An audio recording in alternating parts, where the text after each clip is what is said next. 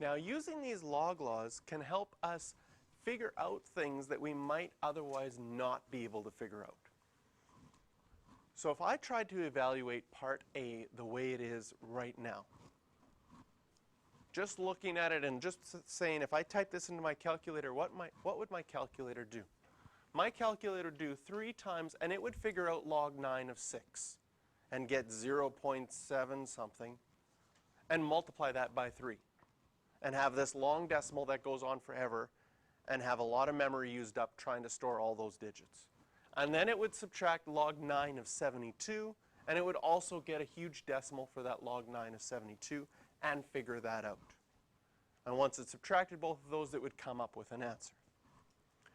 Now, sometimes when you combine things as a single logarithm, so if I was going to combine these as a single logarithm, first of all, that 3 would go in as an exponent, and 6 to the power of 3 is 216. Minus log 9 of 72. And now that I've got a log minus a log, I can use the log law that says we can divide.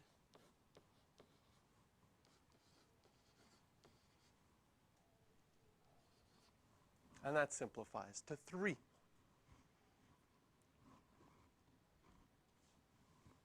And this would be a non-calculator question. So you still need to evaluate this. Well, how do we do that? Maybe you can do it in your head. Maybe you can say, 9 to what power is 3? But sometimes those ones don't come right away. And if you can't see the answer right away, then you need to go back to your definition of a logarithm. Definition of a logarithm says the 9 is the base. It solves for exponents. So our exponent is the x is equal to 3. And for these kind of questions, how did we solve them before? We solved them before by, do those numbers happen in the same column on our powers chart? Yes. 9 happens to be 3 squared. And so we get 3 to the 2x equals 3, and there's a 1 there. And once you get the bases the same, then the exponents have to be the same. So 2x equals 1.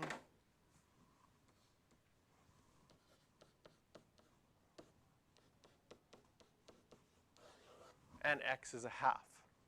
And now if I scroll back up and we look at log 9 of 3, if you say to yourself, 9 to what power is 3, does it make sense that 9 to the half is 3? Because a half is a square root, and the square root of 9 is 3. So you might have been able to just gone right here and said it's a half, and that's fine. But if you can't see that, then change it, use your definition to write it out, see if you can write both sides as the same base, and then solve it from there.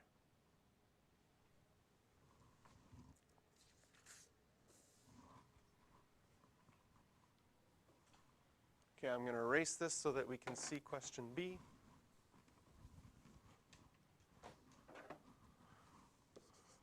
So for part B, again, looking through things, everything is a base 4. We're adding and subtracting, but we do have some numbers in front. Always put your power law first when you're combining it as a single logarithm. So this will be log 4 of 6 squared minus log 4 of 3 cubed plus log 4 of 12.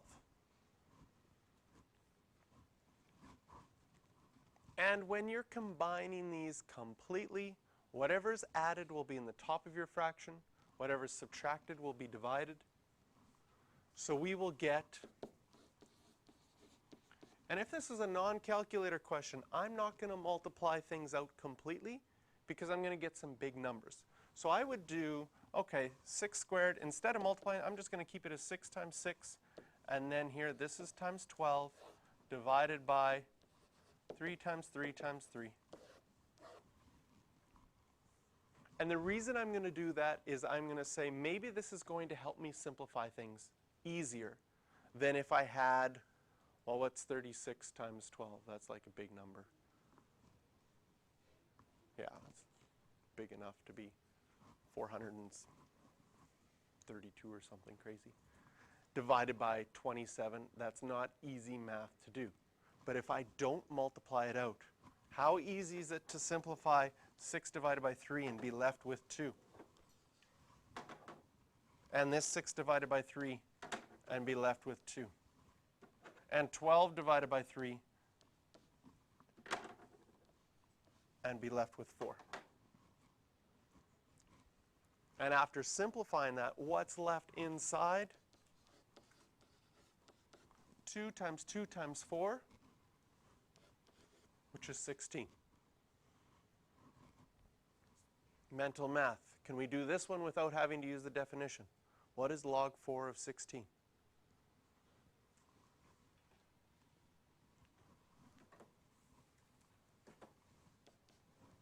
Right? Log solve for exponents. 4 to what power is 16? 2.